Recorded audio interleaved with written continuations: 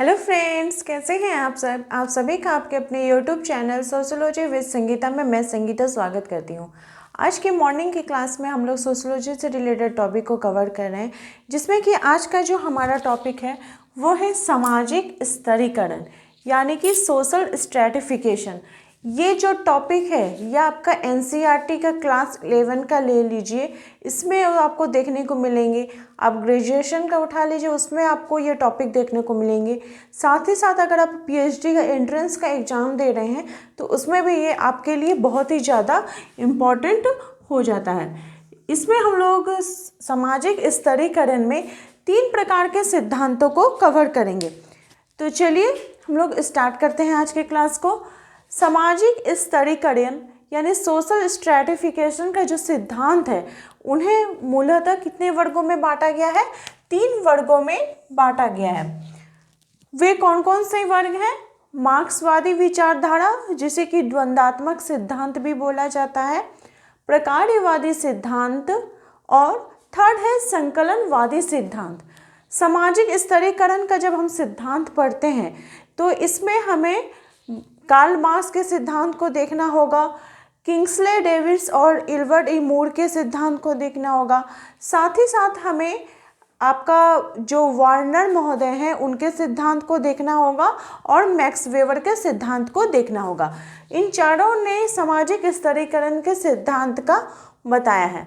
तो आज की क्लास में हम लोग मार्क्सवादी विचारधारा यानी द्वंद्वात्मक सिद्धांत के संदर्भ में देखेंगे और प्रकारवादी सिद्धांत देंगे। तो मार्क्सवादी विचारधारा, जैसे कि नाम से ही पता चल रहा है, ये कार्ल मार्क्स की देन है, जिसे द्वंद्वात्मक सिद्धांत भी बोला जाता है। कार्ल मार्क्स ने उनकी जो पुस्तक थी कम्युनिस्ट मैनिफेस्टो, इसमें उन्होंने मार्क्सवादी विचारधारा का प्रतिपादन किया था, द्वंद्वात्मक सिद्धांत के बारे में बताया था।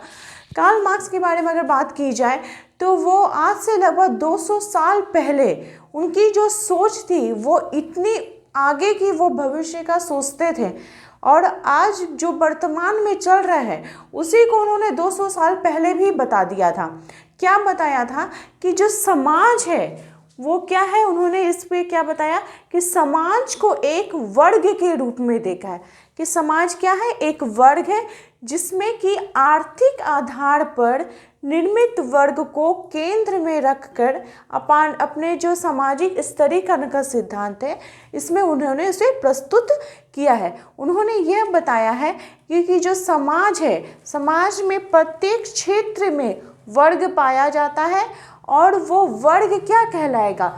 जैसा कि हम सभी जानते हैं कि कार्ल मार्क्स का जो वर्ग संघर्ष का सिद्धांत है वो भी किस पे आधारित है? स्तरीकरण पे आधारित है, जिसमें कि 2 वर्ग रहेंगे, बुजुर्गा वर्ग और सर्वहारा वर्ग।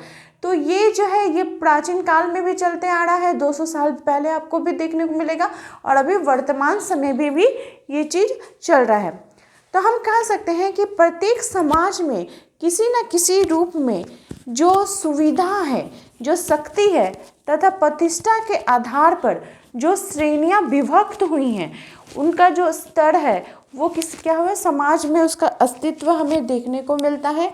और सुविधा तथा शक्ति के उपयोग की दृष्टि से इसे क्या किया गया है, विभिन्न स्तरों पर विभाजित किया है, सामाजिक स्तरीकरण का सिद्धांत बोला गया है। तो ये जो उच्च एवं निम्न स्तर है, इनकी जो सामाजिक जीवन में जो असमानता दिखाई पड़ती है, समाज में उच्च और निम्न श्रेणियों के निर्माण, उनके स्थान क्रम का निर्धारण, उनके मध्य सुविधा तथा शक्ति का बंटवारा ही क्या कहलाता है, सामाजिक स्तरीकरण कहलाता है। तो सामाजिक स्तरीकरण के सिद्धांत के बारे में अगर बात की जाए तो द्वंद्वात्मक सिद्धांत, जिसका प्रतिपादन किनके द्वारा किया गया है, कार्ल मार्क्स के द्वारा। उन्होंने कम्युनिस्ट मैनिफेस्टो में इसका वर्णन किया है। और प्रकारवादी सिद्धांत का वर्णन किन्होंने किया है, किंग्सले डेविस और एल्बर्ट ई मूर ने किया है।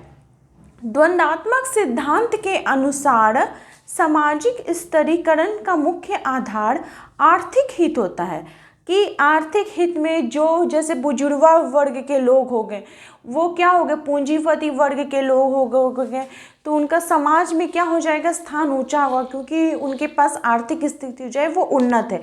वे अपने अधीन जो सर्वहारा वर्ग में, इसमें आपका श्रमिक आ जाएंगे, किसान आ जाएंगे, उनसे वो क्या कर लेता है, सेवा लेता है। और सर्वहारा वर्ग क्या करता है, बुजुर्गा वर्ग को सेवा प्रदान कर रहा है। तो ये किस आधार पर विभक्त हो जाना है, आर्थिक आधार पर विभक्त हो जाना है।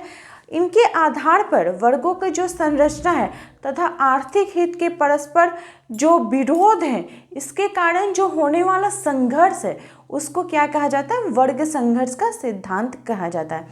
कम्युनिस्ट मैनिफेस्टो, जिसे कि वो हिंदी में हम कह सकते हैं साम्यवादी घोषणा पत्र, इसमें उन्होंने अपने स्तरीकरण के सिद्धांत को बताया है और कहा है कि जो आज तक अस्तित्व में रहे जो समाज है उसका जो इतिहास है वो किसका है, वर्ग संघर्ष का ही इतिहास है।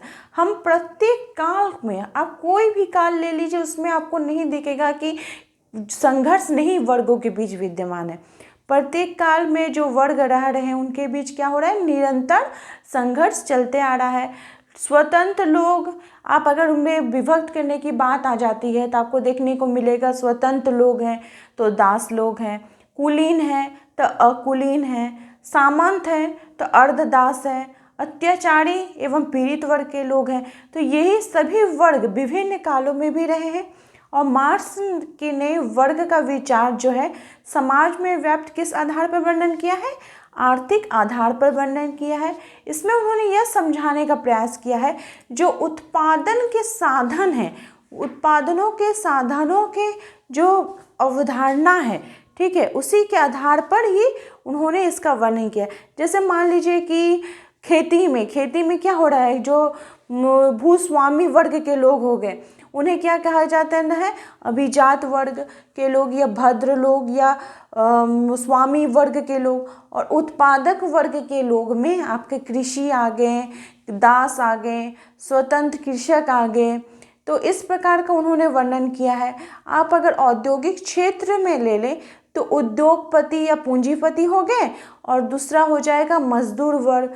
तो हम कह सकते हैं कि ये जो वर्ग है यह क्रमशः क्या हो गए, बुजुर्गा वर्ग हो गए और सर्वहारा वर्ग हो गए। इनके बीच हमेशा क्या होगा, द्वंद्वात्मक रहेगा। इसे ही मार्क्सवादी विचारधारा कहा जाता है। अब हम लोग देखते हैं, ये हो गया समाजवादी जो सामाजिक स्तरीकरण है इसका पहला सिद्धांत। सेकंड सिद्धांत क्या है, प्रकारवादी सिद्धांत। प्रकारवादी किसे कहा जाता है, प्रकारवाद का अगर आप संक्षेप में अर्थ जानना चाहते हैं इजी वे में, तो समाज में जितनी भी वस्तुएं हैं या जो कोई भी संस्था हो, समिति हो, वो किसी न किसी रूप में एक दूसरे के क्या कर रहे हैं, हेल्प कर रहे हैं, दूसरे के उपयोग में आ रहे हैं, तो उसे ही प्रकारवाद कहा जाता है। तो इसी का प्रतिपादन करते हुए किंग्सले डेविस और विल्बर्ट ए मूर बोलते हैं कि सामाजिक स्तरीकरण समाज की जरूरतों की उपज है, न कि व्यक्तियों की। वे समाज की जरूरत की उपज बता रहे, व्यक्ति की नहीं बता रहे। वे व्यक्ति को नहीं बोल रहे कि व्यक्ति को वर्ग के रूप में आप इसे बांट दो। तो चलिए इसके सिद्धांत को हम लोग देखते हैं कि क्या इनका बोलने का विचार है। तो इस सिद्धांत के जो समर्थक है वे तो यही कह रहे हैं कि समाज की जरूरतों की उपज है, व्यक्तियों की उपज नहीं है। तो सामाजिक स्तरीकरण की जो यह विचारधारा है, फिर इन्होंने क्या किया, इन्होंने फिर 3 आधारों में इसे वर्णन किया है।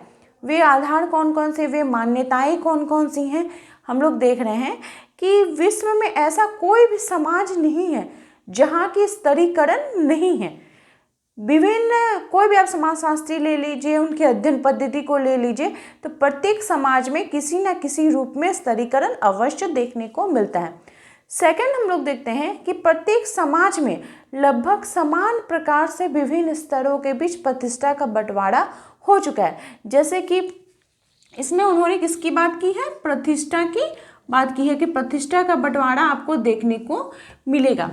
वे प्रतिष्ठा का बंटवारा क्या कैसे उन्होंने बताया है कि मान लीजिए किसी समाज में जो है ऊंचे पद पे कोई लोग आसीन हैं तो उनके समाज में उनकी जो प्रतिष्ठा है वो बहुत ऊंची रहेगी।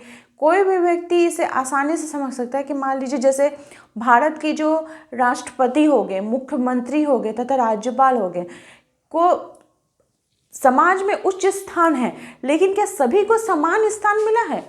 राष्ट्रपति का समाज में सबसे ऊंचा स्थान है, फिर प्रधानमंत्री, मुख्यमंत्री, तो इस प्रकार से भी क्या हुआ है कि उनका समाज में प्रतिष्ठा है जो वो उनके स्तर के आधार पर विभक्त है।